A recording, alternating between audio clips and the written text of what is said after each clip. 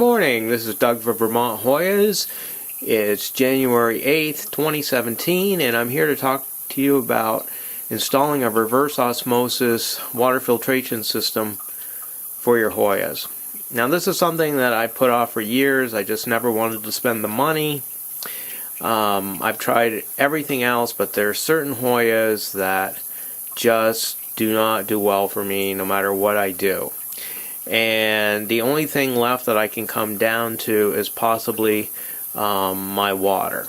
So my water here in Vermont comes out of Lake Champlain, and it's treated. They raise the pH, and they do lots of things. They add chloramine actually, which is far worse than chlorine. And I finally bit the bullet, and I bought a reverse osmosis system.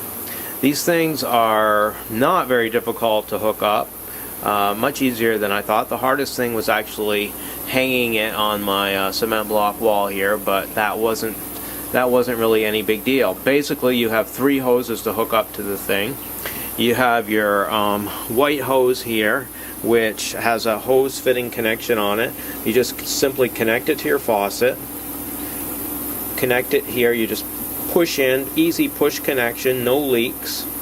You have the black hose here, which is the wastewater that's generated from this system. For every gallon of pure water that you generate from this system, you waste about 2, which is better than some other systems. So 2 gallons of wastewater to 1 gallon of purified water. The blue hose here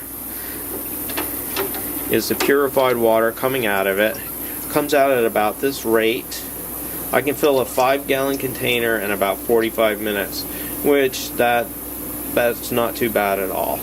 Now, here's what I hope to accomplish with this filtration system. I like to mist my plants a lot, which leaves hard water deposits all over the leaves. So this will be like misting with rainwater, and I'll no longer get those white spots. So that's going to be a big plus. And I'm hoping with the softened water that some of these delicate Hoyas that in nature grow with only rainwater, that this will improve. I'm only going to be able to test this theory over time, and I'll report back on it.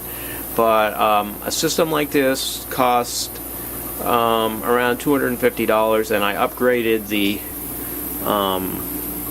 carbon filter here so that it's a better one. It comes with this green coconut filter. I upgraded it to their best activated charcoal carbon cartridge, which cost about $35. So total in this is probably about $280. But when you spend hundreds of dollars on plants over time and they die, it's not that big of an investment.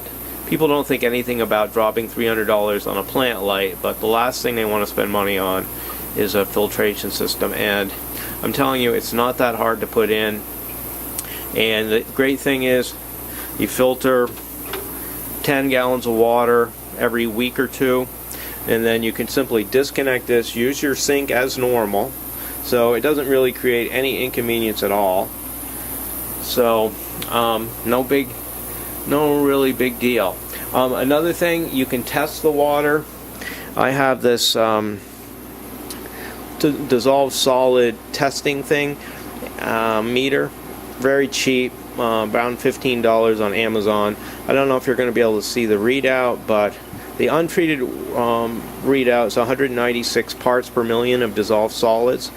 And let's turn this on. This is purified water, 5-gallon container that I distilled.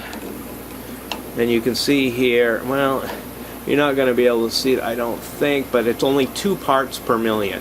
Virtually 100% pure water. So that's the difference, 196 parts per million to 2 parts per million. So you can see that it is doing its job.